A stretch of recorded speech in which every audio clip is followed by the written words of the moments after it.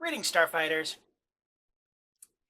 So, the last few intros for this season have been a little on the downside. I mean, which, to a certain extent is understandable given the everything. But I'm going to try and not do that this time. We are jumping back into the Rock Hudson comedies. We are past the halfway point for this season, and so far we've had one good one, one bad one, and one that was, it was okay. In that order. So, up next for us, the first movie of the second half, the fourth movie, I'm dragging this out way longer than I need to, is called Strange Bedfellows. Let me go ahead and see a little peek at the thing here. Yeah, I'm actually worried with a title like this that it might actually be about politicians, and I don't really need that right now. Let's see here.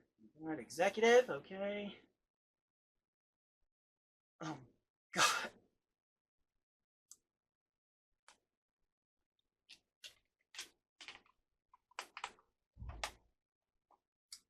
Okay, so it's not explicitly a sequel to Come September, the bad movie I mentioned earlier from the One Good, One Bad one, okay? But, oh boy, it sure as fuck looks like it, even down to the same female lead. I'm worried about this one, folks. I really am.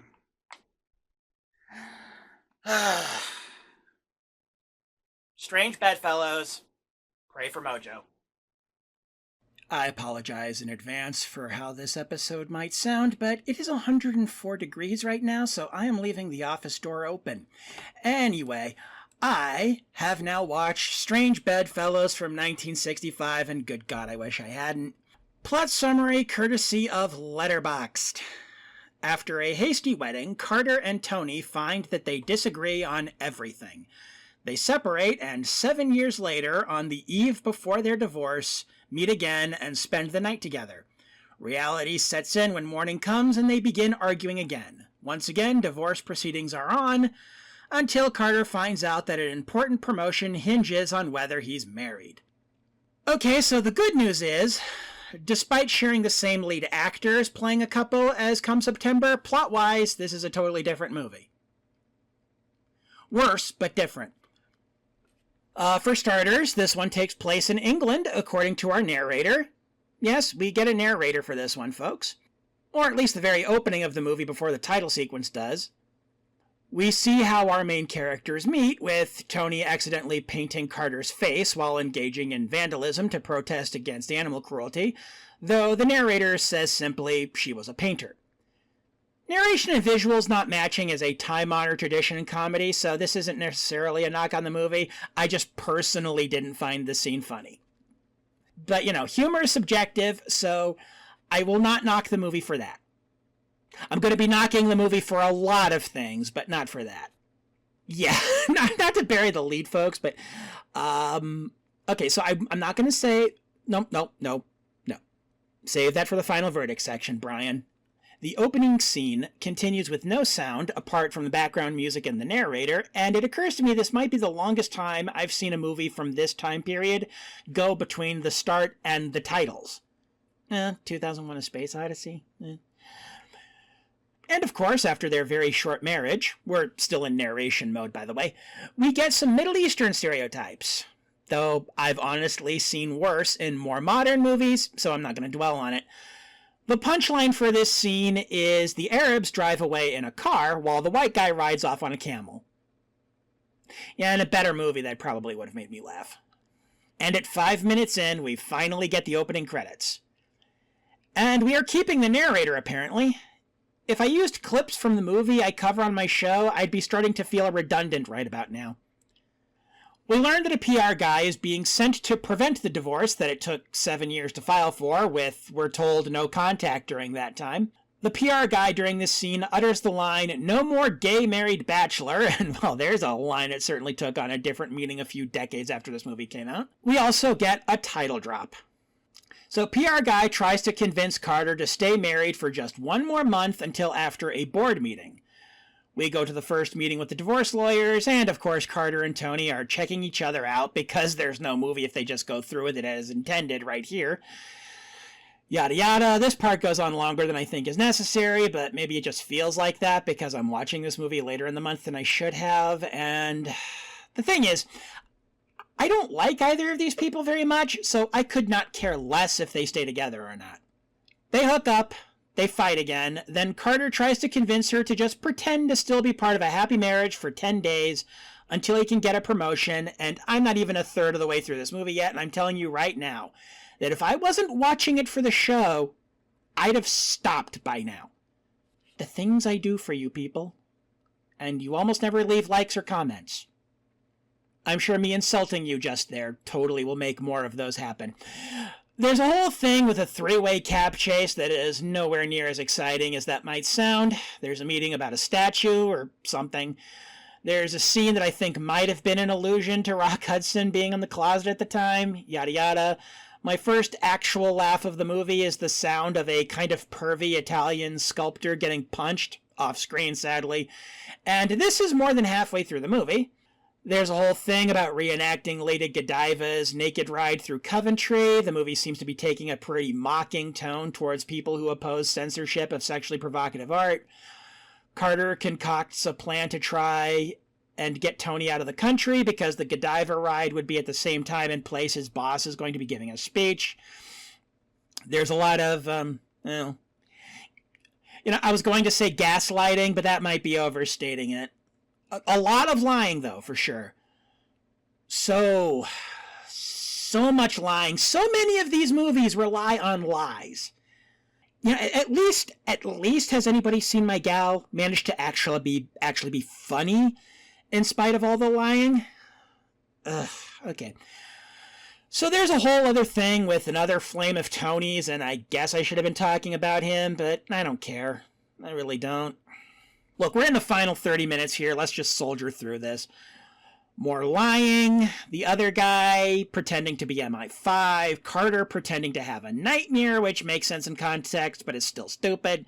Carter's boss arriving early causes a problem, yada yada, awkward, uncomfortable miscommunication, and of course, more lying. Please end movie. Tony finds out, yada yada. Can you tell that I am just really not enjoying this movie? Historically, on Shameless Cashgrab, it's been a case where the more I like the movie, the shorter the episode is. This is not one of those times. Tony goes through with the Godiva thing in a flesh-colored bodysuit. Carter has a misunderstanding at an undertaker's. Just roll with it. She gets on the horse. Carter keeps trying to get her down. She keeps smacking at him to get him to stop because this is a romantic comedy after all.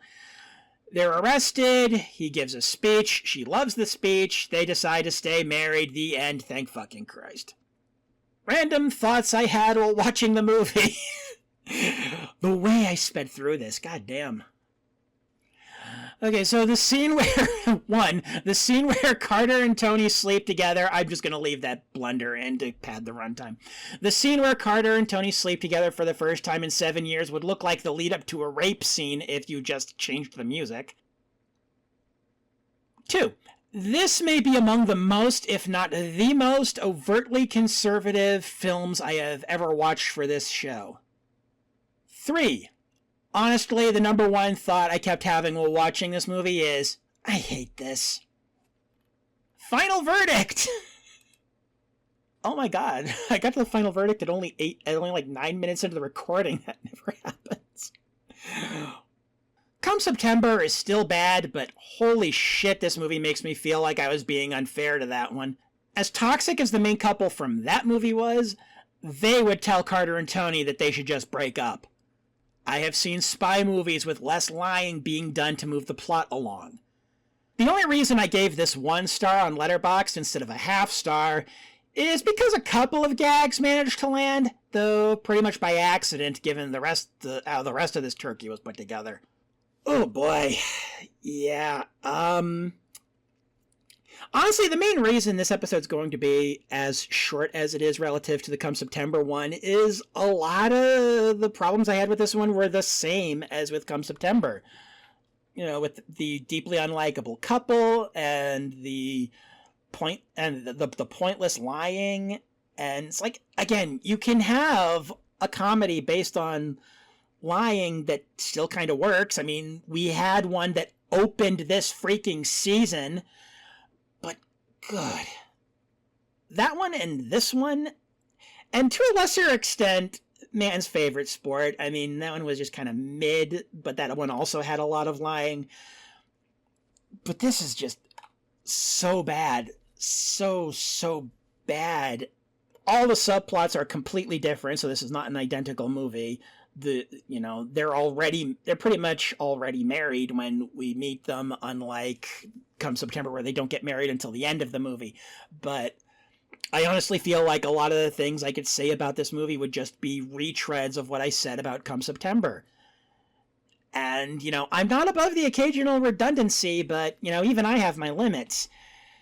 So yeah, this one is not only, I think the next two movies would have to be truly unforgivably awful. I mean, like, offensively bad to be worse than this one. I will, if the season wrap-up episode comes out and this movie is not the worst in set, I'll be shocked. And I get the feeling that some of you that are watching this will be too.